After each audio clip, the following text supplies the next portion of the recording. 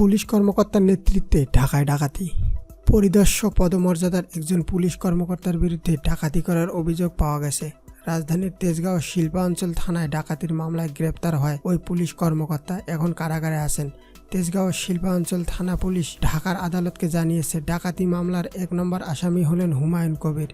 তিনি পুলিশের anti terrorism ইউনিটের একজন পরিদর্শক হিসেবে কর্মরত ছিলেন। ঢাকা মহানগর পুলিশের তেজগাঁও বিভাগের উপকমিশনার ডিসি বিপ্লব কুমার সরকার আজ মঙ্গলবার প্রথম আলোকে বলেন, ডাকাতির মামলায় অ্যান্টি টেরোরিজম ইউনিটের পরিদর্শক হুমায়ুন কবিরকে গ্রেপ্তার করা হয়।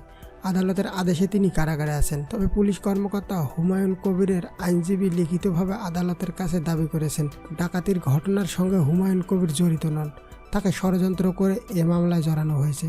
হুমায়ুন কবির গত ২৭ ফেব্রুয়ারি গ্রেপ্তার হয়ে কারাগারে আছেন। গত ২৬ ফেব্রুয়ারি রাতে ডাকাতির কবলে পড়েন বাংলাদেশ ফিল্ম প্রোডাকশনের সহকারী ব্যবস্থাপক শাহজাহান সরকার। ডাকাত দলের সদস্যরা শাহজাহানকে মারধর করে তার মোটর সাইকেল কেড়ে নেয়।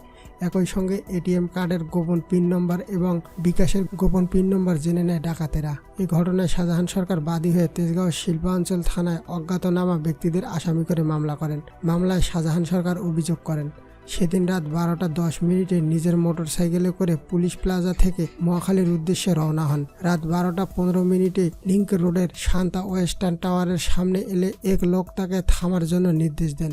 তার বয়স ছিল ৩০ কিংবা ৩৫ বছর। শাহজাহান তখন দাঁড়ান। সেখান থেকে ৫ গজ দূরে দাঁড়ানো সাদা রঙের প্রাইভেট কার থেকে ৩ জন লোক নেমে আসেন। এর মধ্যে একজনের বয়স ৩৫ কিংবা ৩৬ বছর। তার গায়ের রং শ্যামলা, মাথার চুল ছোট, কোমরে ওয়্যারলেস সেট ছিল। একটা কার্ড দেখিয়ে বলেন তিনি পুলিশের লোক, ক্রাইমের স্পেশাল অফিসার। তখন ওই লোক তার ২ সহযোগীকে নির্দেশ দেন শাহজাহানের দেহ তল্লাশি করার জন্য। মামলায় আরও বলা হয়, শাহজাহানের কাছে থাকা জাতীয় পরিচয়পত্র, ব্যাংকের এটিএম কার্ড, নগদ ৮,৫০০ টাকা, একটি মোবাইল ফোন কেড়ে নেয়। তখন শাহজাহানকে প্রাইভেট কারে তোলার চেষ্টা করা হয়। ভুক্তভোগী শাহজাহান বাধা দেন। তখন ডাকাত দলের সদস্যরা মারধর করে তাকে প্রাইভেট কারে তোলে। পরে শাহজাহানের কাছে এটিএম কার্ডের গোপন নম্বর চায়, না দিতে চাইলে লাঠি দিয়ে মারধর করে। এক পর্যায়ে বাধ্য হয়ে এটিএম কার্ডের পিন নম্বর বলে দেন শাহজাহান। পরে ডাকাতেরা মহাখালীর টাচ বাংলা এটিএম বুথে যায়। ডাকাত দলের একজন সদস্য সেখানে ঢুকে আবার গাড়ির কাছে আসে। শাহজাহানকে বলে কার্ড বুথে আটকে গেছে। তখন ডাকাত দলের সদস্যরা মারধর করে শাহজাহানের বিকাশ নম্বর, গোপন পিন নম্বর নিয়ে নেয়। তখন প্রাইভেট কারটি হাতির ঝিলে আসে।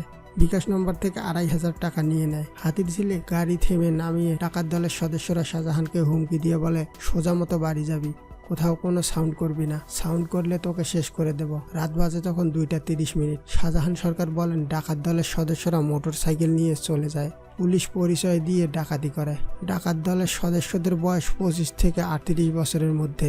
এই ঘটনার সঙ্গে জড়িত থাকার অভিযোগ হুমায়ুন কবির ও মহরম নামের ২ জন আসামিকে গ্রেপ্তার করে গত ২৮ ফেব্রুয়ারি ঢাকার আদালতে হাজির করে পুলিশ। ঘটনার রহস্য উদ্ঘাটনের জন্য ৭ দিন রিমান্ডে নেওয়ার আবেদন করেন মামলার তদন্ত কর্মকর্তা তেজগাঁও শিল্পাঞ্চল থানার পরিদর্শক মোহাম্মদ রাশেদুজ্জামান।